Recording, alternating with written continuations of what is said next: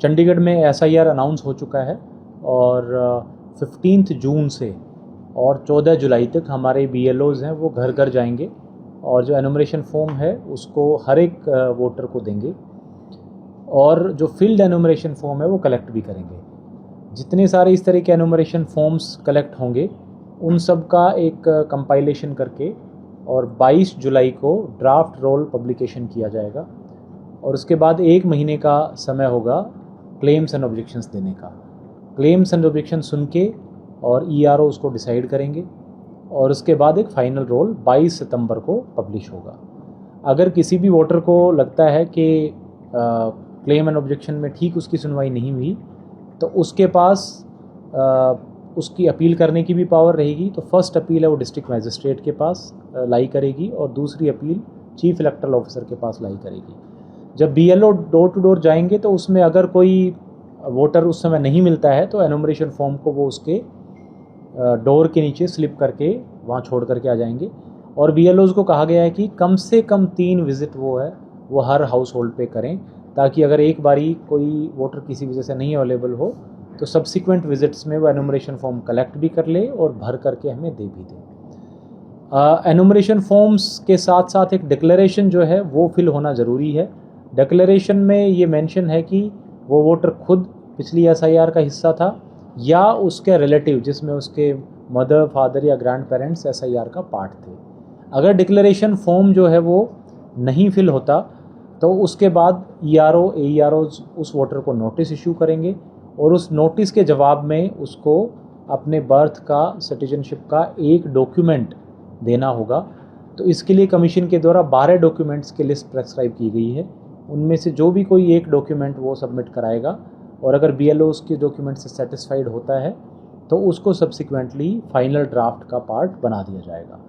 Claim and objection में voters जो है वो ये भी कह सकते हैं कि उनका नाम जो है वो गलती से या गलत तरीके से रोल में नहीं दिखाया गया, या कोई ये भी ऑब्जेक्शन दे सकता है कि कोई वोटर जो है वो रोल का पार्ट नहीं होना चाहिए बट उसका नाम रोल में है।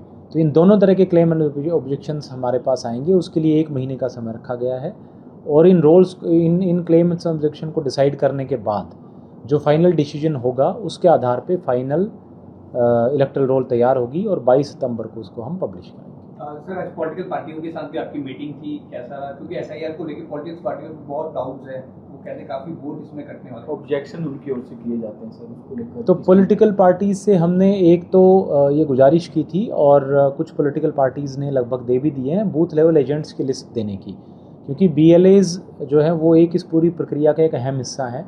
वो BLOs के साथ मिलकर के काम करेंगे। तो एक तो हमने रिक्वेस्ट की है पॉलिटिकल पार्टी से कि वो BLAs की लिस्ट हमें दे दें और हमने 29 मई को बूथ लेवल एजेंट्स का के लिए एक ओरिएंटेशन सेशन रखा है, ताकि SIR की सारी जो रूल्स हैं, नियम हैं, उसके बारे में हम इनको बता पाएँ। साथ में हर एक स्टेप पे पॉलिटिकल पार्टीज़ को साथ रखने की प्रक्रिया है, चाहे वो जो अनमैप्ड वोटर हैं वहाँ से लेकर के डोर टू डोर जो सर्वे होगा हमारा वहाँ पे भी क्लेम्स एंड ऑब्जेक्शंस भी, कितने क्लेम्स आए, किस दिन कितने क्लेम आए, किस क्लेम पे क्या डिसीजन हुआ, हर एक स्टेप पे पॉलिटिकल पार्टीज़ को हम लूप में रखेंगे। एज DEO मैं और ERO के तौर पे ADC उनकी मीटिंग भी करते रहेंगे और उनको वो क्लेम्स एंड ऑब्जेक्शंस वगैरह की लिस्ट भी प्रोवाइड की जाएगी। सर, SIR से अलग एक सवाल है। सोशल मीडिया पर सर एक वीडियो वायरल हो रहा था, लीकर जो है वो सर्व की जाती है आइस के अंदर, तो उस पर नोटिस इशू किया, आपके संज्ञान में मामला आया था। तो इस तरीके से आगे इस तरीके की घटना जो है वो मामले सामने ना आए तो क्या? जी, इसमें सेक्टर 9 में एक हमारा लाइसेंस्ड लिकर वैंड है, उसके बाहर स्टॉल लगा करके और लिकर सेल की या फ्री में बेचने की, फ्री में देने की एक घटना 2 दिन पहले सामने आई थी और उसकी एक वीडियो भी सोशल मीडिया पे काफ़ी वायरल हुई थी। उसमें नेचुरली ये जो हमारी एक्साइज पॉलिसी है इसके नियमों के खिलाफ है। उसमें एक तो ये है कि फ्री में कोई भी लिकर नहीं सर्व की जा सकती। एक जो MRSP है, मिनिमम रिटेल सेल प्राइस है, उसके नीचे लिकर को बेचना जो है वो अपराध है। और दूसरा जो लाइसेंस्ड प्रोमाइसेस हैं, सिर्फ वहीं पे लिकर को बेचा जा सकता है, उस प्रोमाइसेस के बाहर या आगे पीछे दाएं बाएं नहीं बेच सकते।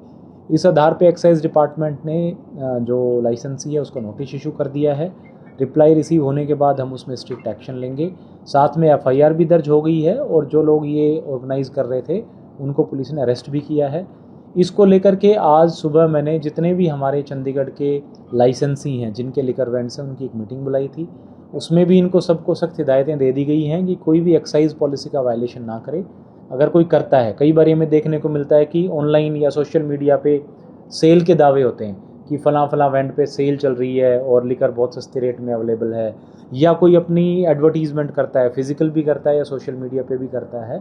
तो इन सब के बारे में उनको बताया गया है कि ये सारी एक्साइज पॉलिसी की वायलेशन है और स्ट्रिक्ट एक्शन लिया जाएगा।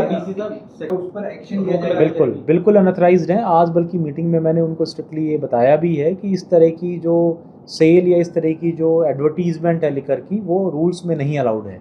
तो अगर कोई भी लाइसेंसी ऐसा काम करता है तो उन पे स्ट्रिक्ट एक्शन लेंगे। साथ में अगर कोई बूट लेगिंग करता है कि लाइसेंसी नहीं, अनऑथराइज तरीके से कुछ एरियाज़ में छोटे स्तर पे सेल के भी मामले आज कुछ लाइसेंसीज ने बताए हैं, तो उन पे भी रेड करके स्ट्रिक्ट एक्शन लेंगे। सर, जो गैस वाला था 45 वाला, ये मोस्टली जितनी कॉलोनियां सभी में चल रहा है। हालांकि ये 45 वाला तो सामने आ गया, ये मोस्टली जो घरों में भरने का काम है और उसको भरकर बेचने का काम है, ये मोस्टली जितनी कॉलोनियां चंडीगढ़ की सभी में चल रहा है। इस पे ये एक बड़ा सीरियस इशू है। ना केवल ये एक गैस की कालाबाजारी का मामला है, बट साथ में एक सेफ्टी, पब्लिक सेफ्टी से भी जुड़ा हुआ है। तो इसको स्ट्रिक्टली डील करेंगे।